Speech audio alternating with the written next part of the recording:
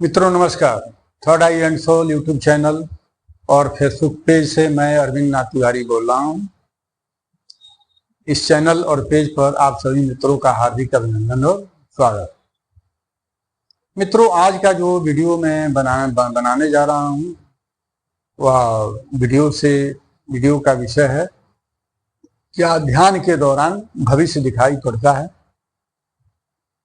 भूत दिखाई पड़ता है, वर्तमान दिखाई पड़ता है, खास तौर पर भविष्य दिखाई पड़ता है कि नहीं। और नए और पुराने जो भी साधक होंगे, ये वीडियो अच्छा लगेगा तो चैनल को सब्सक्राइब, लाइक, कमेंट करना नहीं भूलिएगा। चलिए पुनः आपका अभिनंदन और स्वागत के साथ वीडियो में शुरू कर रहा हूं। मित्रों, जो भी साधक हैं, साधना की उत्कृष्ट इच्छा उनकी यही होती है कि मैं अपना भूत, भविष्य, वर्तमान सब कुछ जान सकूं।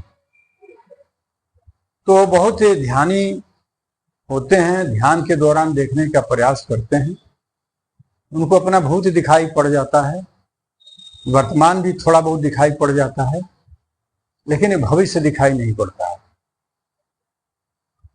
और मेरा मानना है कि भविष्य उन्हीं को दिखाई पड़ेगा जो स्थित प्रज्ञ मार्ग में हों, जो स्थित प्रज्ञ स्थिति में जीते हों, उन्हीं को भविष्य दिखाई पड़ेगा, वरना अन्य को दिखाई नहीं पड़ेगा।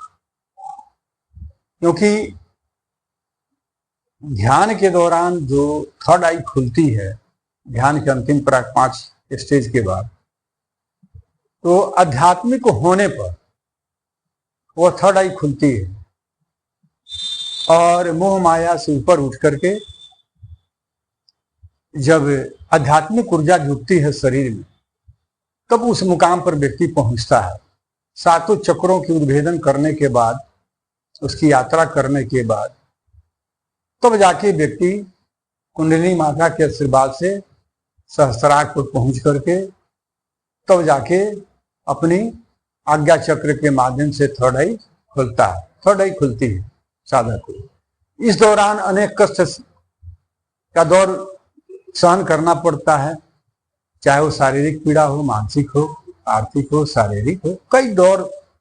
कई दौरों से गुजरना पड़ता है साधक को। कई तरह की परेशानियां आती हैं, उलझन आती हैं, और उलझन और थपेड़ों से गुजरने के बाद साधना के दौरान भी कई तरह की समस्याएं आती हैं, और उसके बाद साधक को थर्ड आई का ज्ञान मिलता है, थर्ड आई उनकी खुलती है।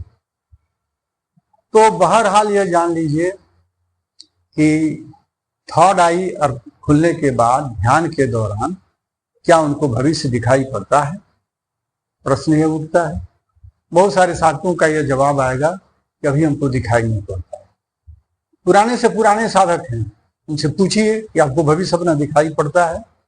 वो भूत देख लेंगे, वर्तमान थोड़ा बहुत देख लेंगे, लेकिन भविष्य देखना संभव नहीं। और उन्हीं को दिखाई पड़ेगा जो पूर्णतः आत्मदर्शन कर चुके हों।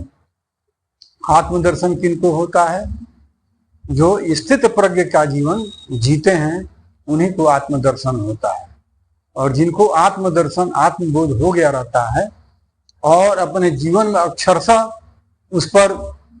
उस मार्ग पर चलते हैं, उस आचरण को समाहित कर लेते हैं अपने चरित्र में, उनको भविष्य दिखाई पड़ता है। और जो व्यक्ति अगर नहीं समाहित किया है तो उनको भविष्य दिखाई नहीं पड़ेगा कहीं से।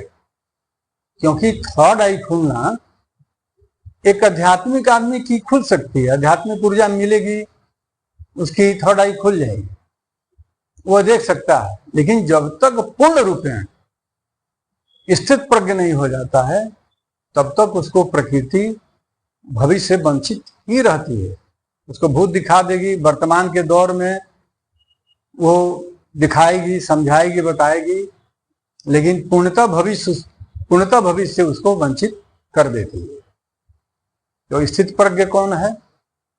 स्थित प्रज्ञ वह है कि जो दुख, सुख, काम, क्रोध, लोभ सब में एक समान स्थिति हो, आपदा विपदा सब में एक समान स्थिति हो, ना कोई कोलाहल हो, ना कोई हताहत से प्रभावित हो, और सामान्य भाव में जीवन जी रहा है। और पत्नी मर गई तब भी कोई गम नहीं, बेटा मर गया तब भी कोई गम नहीं। सारे गम और खुशियों से जो ऊपर उठकर जीवन जीता है सम स्थिति में, वही न हानि से न लाभ से जो प्रभावित नहीं है, न गर्मी से न ताप से न ठंडा से जो प्रभावित नहीं है, तो ही स्थित प्रज्ञ है। यह मेरी वाणी नहीं है, यह गीता की वाणी है। और भगवान से जब अर्जुन प्रश्न कर रहे हैं तो अर्जुन को भगवान श्री कृष्ण ने यह बात बताई और समझाई है कि स्थित प्रज्ञ किसे कहते हैं। और इसी को आप जब जाइएगा अष्टावक्र, और जब दशरथ जी का संवाद, राजा जनक जी का संवाद सुनिएगा अष्टावक्र और जनक जी का, तो जनक जी ने कहा अष्टावक्र से कि क्या उसकी और बातें बताइए, पहचान क्या है स्थित प्रज्ञ। उन्होंने 3 चीज बताई कि किसी की पराई स्त्री पर ध्यान नहीं जाए, किसी दूसरे के धन पर लालच नहीं जाए, और कहा कि और इससे भी तो स्त्री, दूसरे की धन और मोह माया से जो पूर्णतः ऊपर हो, वही स्थित प्रज्ञ है। तो ऐसे बहुत सारे व्याख्या मिले हैं, और भी कई व्याख्या हैं। तो स्थित प्रज्ञ की ये परिभाषा है। जब आप गीता पढ़िएगा, अष्टावक्र गीता पढ़िए, मैं तो बार बार आप सभी से निवेदन करता हूं कि इन 2 पुस्तकों का अध्ययन आप जरूर करें। आपके बहुत सारे प्रश्नों का समाधान हो जाएगा, समस्याओं का समाधान हो जाएगा। क्योंकि गीता एक ऐसा पुस्तक है कि वो दुनिया का पाठशाला है और दुनिया का सबसे बड़ा शिक्षक है। सारे समस्या का निदान व अर्थ से लेकर के मोह काम मोक्ष, सारे समस्याओं का समाधान गीता है। कौन अपना है कौन पराया है, सब बातों का उल्लेख मिलता है। तो वही बात मैं कह रहा हूं कि भविष्य दर्शन उसी को होता है कि जो स्थित प्रज्ञ है। इतना जान लीजिए। तो स्थित प्रज्ञ होने के बाद आप उदाहरण स्वरूप देख लीजिए, रावण सब कुछ था, ज्ञानी था, लेकिन त्रिकालदर्शी नहीं हो पाया। वो सब कुछ देखा, बहुत विद्वान था, सब कुछ था, लेकिन आत्मबोध उसे नहीं था, स्थित प्रज्ञ नहीं हुआ। उसकी दुर्दशा क्या हुई? सब कुछ जानने के बाद, सब कुछ देखने के बाद उसकी क्या स्थिति हुई आपके सामने है। ऐसे बहुत सारे उदाहरण हैं।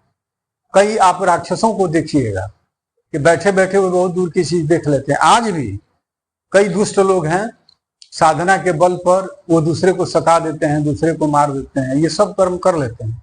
वो देख लेते हैं अगला की स्थिति क्या है और उसके विरुद्ध में कार्रवाई कर देते हैं, लेकिन उनको भोगना तय है। लेकिन भविष्य का दर्शन, उनका भविष्य क्या है, इस बात का ज्ञान नहीं है।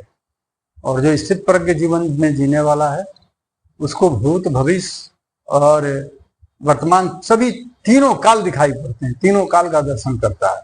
एक चीज और बता दे रहा हूं कि जो स्थित प्रज्ञ होते हैं भविष्य उनको दिखाई पड़ता है। ऐसा नहीं है कि सारे का सारा भविष्य भी प्रकृति उनको बतला दे और भगवान बता ही दे, ये भी कोई जरूरी नहीं है।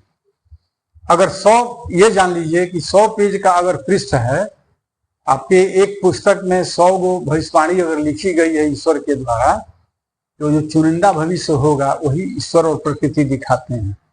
आपको निवेदन करना पड़ेगा अपने मंत्र देवता से, ईश्वर से ध्यान के दौरान, तो वो सेलेक्टेड भविष्य आपको दिखाते हैं जो चुनिंदा होगा।